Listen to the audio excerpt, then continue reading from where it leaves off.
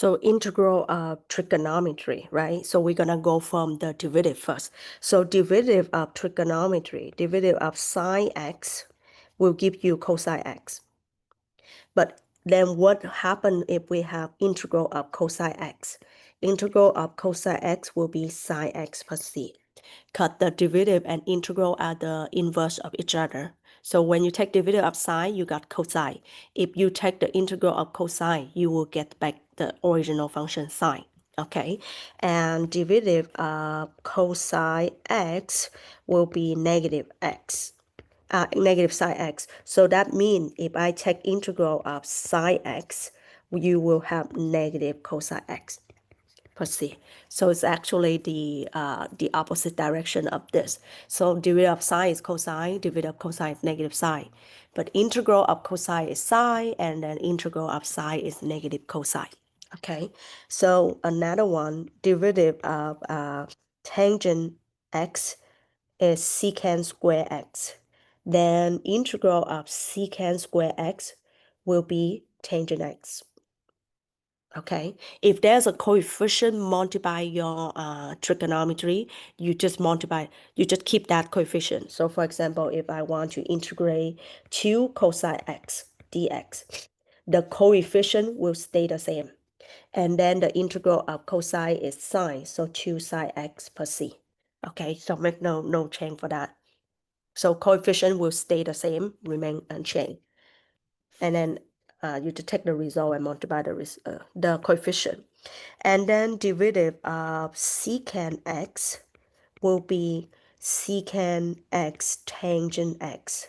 So the integral of secant x tangent x will be secant x plus c. Okay, remember we always plus c because we are finding the general curve. Similarly, for derivative of cotangent x will be negative cosecant square x. That gives you cosecant square x will be negative cotangent x plus c. And that leads to the last one, which is the derivative of cosecant x will be negative cosecant x cotangent x. And the integral of cosecant x cotangent x will be negative cosecant x plus c. Okay, so the derivative of anything with the c, the derivative of anything with the c will have the negative. Okay. And the other one is derivative of e to the power x will be integral of e to the power x dx.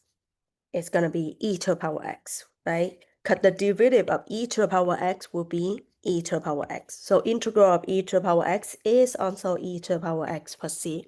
So e to the power x is the only function that when you take the derivative, it stays the same. And the integral is also stay the same. For example, if I want to integrate 7e to the power x plus 1 over 2 cosine x minus secant square plus x dx, then we're going to look at individual term. So 7e to the power x, we know that 7 is a coefficient. So coefficient stay, integral of e is e to the power x. So 7e to the power x. Now we go to the second term, 1/2 cosine x. We know 1/2 will be the coefficient, so it stays the same.